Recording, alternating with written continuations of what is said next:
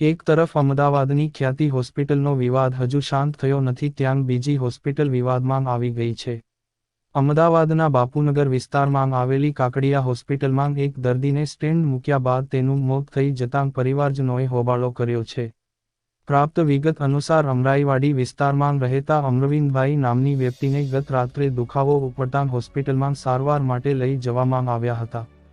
જ્યાં આજે સવારે સ્ટેન્ડ મૂક્યા બાદ તબિયત વધારે બગડી હતી અને તેમનું મોત થયું હતું. એક રિપોર્ટ ગુજરાત ગીતા ન્યૂઝ અમદાવાદ શહેર। हाँ बोलो। मेरा नाम कलाबेन है। कलाबेन, क्या घटना घटी थी आपके साथ? यहाँ पे कल रात को इनके मिस्टर को पेट में दर्द हुआ था, तो यहाँ पे लेके आया और यहाँ पे ईसीजी कराया, दवा दी, इंजेक्शन दिया और बोले गैस हो गया तो दवा लेके घर भेज दिया।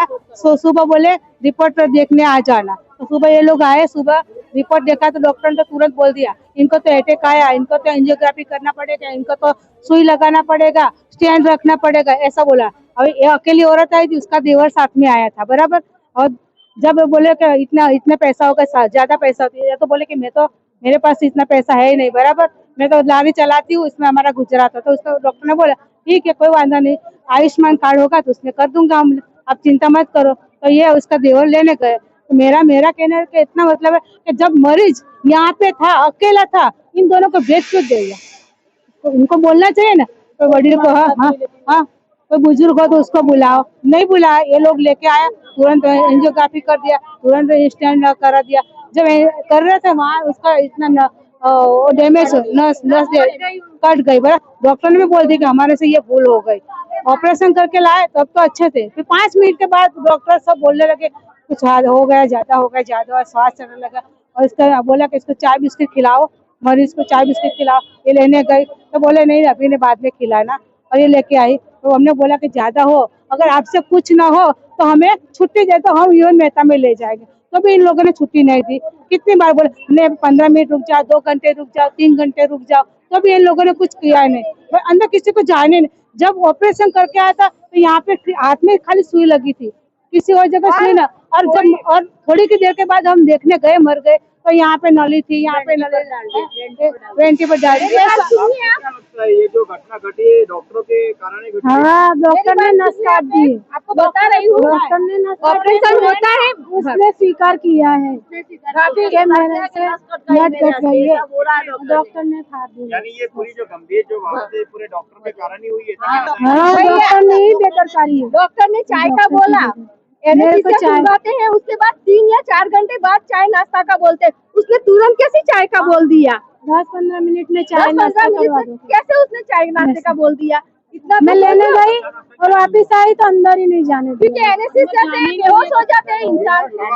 शुरुआत कैसे हुई थी, यानी क्या प्रॉब्लम हो रही थी उनको पहले? वो रात को 3 बजे उनको गैस ही था, सिर दुख रहा था और गैस भर गई थी ना, उससे उनको छाती में दुख रहा था, बस वो गैस ही था, वो गैस ही था और कुछ नहीं था उनको। ऐसा तो होता था पहले भी कई बार होता, गैस का प्रॉब्लम था और डॉक्टर ने अटैक बता के नस काट दी।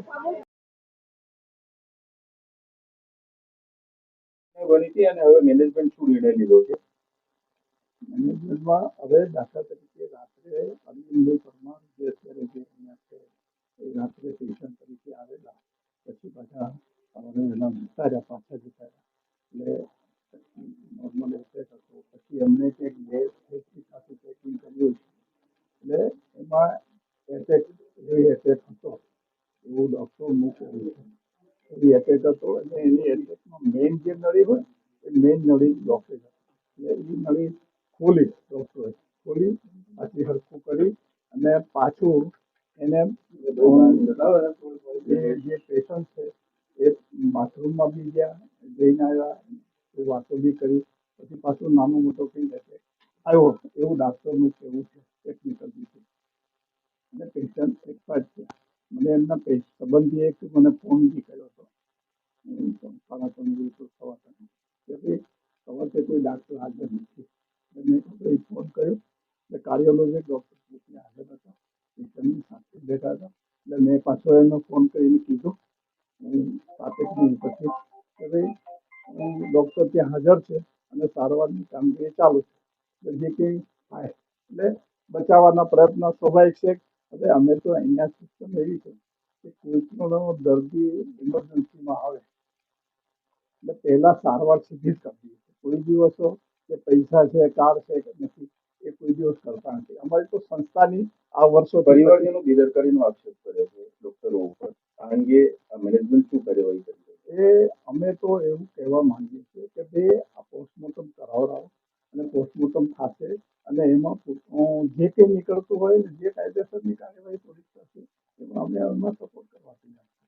બેદરકારી વિષયથી તબીબો સામે મેનેજમેન્ટ કોઈ કાર્યવાહી કરશે? નહીં, જે કંઈ દાખલા તરીકે જે કંઈ કાર્યવાહી દાખલા તરીકે મેનેજમેન્ટની પોલિસી કરશે ને મેનેજમેન્ટ સાથે જે કંઈ અમારો જે આમાં દોષ લાગતો હશે કે જે દાખલા તરીકે જે લાગતું હોય કે ભાઈ ખરેખર કંઈ કરતા નથી એટલે અમે તો આ સિસ્ટમ અમારી અહીંયા છે કે જે કંઈ સારવાર કરીએ છીએ ખરેખર દર્દીને સારું કેમ થાય એ ધ્યેયથી કરી રહ્યા છે કે આ કોઈ અમે પોતે ડાક્ટરો છીએ જ નહીં, સમજો. અને 25 વર્ષથી આ હોસ્પિટલો ચલાવીએ છીએ.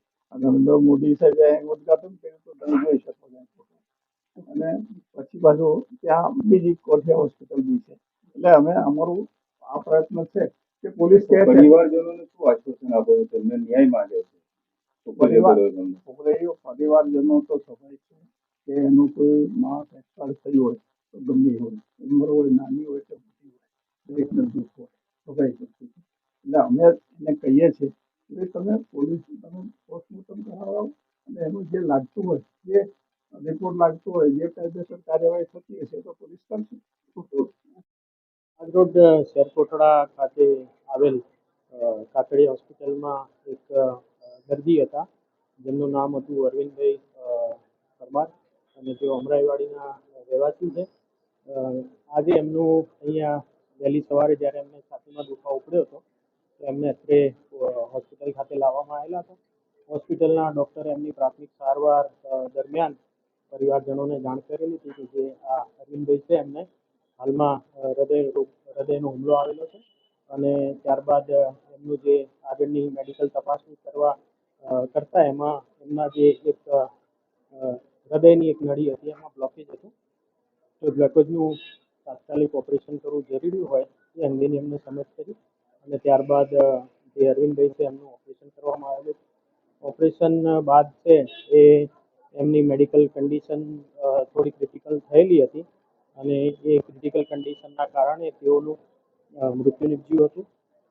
તો આજે એમના મૃત્યુની જાણ થતાં જ પરિવારજનો દ્વારા ડૉક્ટર છે એમને સારવારમાં બેદરકારી દાખવી હોય એ અંગેની પરિવારજનોની રજૂઆત હતી અને પરિવારજનોએ જે છે એ અંગે હોસ્પિટલના તંત્રને રજૂઆત કરેલી હતી અને એમના પરિવારના ઘણા બધા સભ્યો અહીંયા હોસ્પિટલ ખાતે હાજર છે.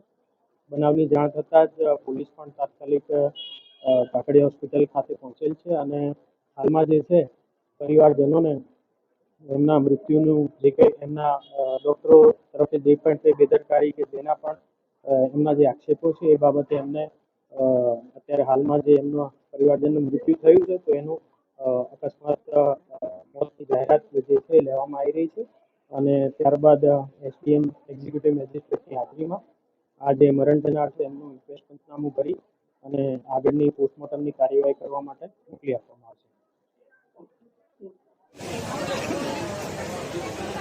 अरे मैं तो मंदिर गया गुरु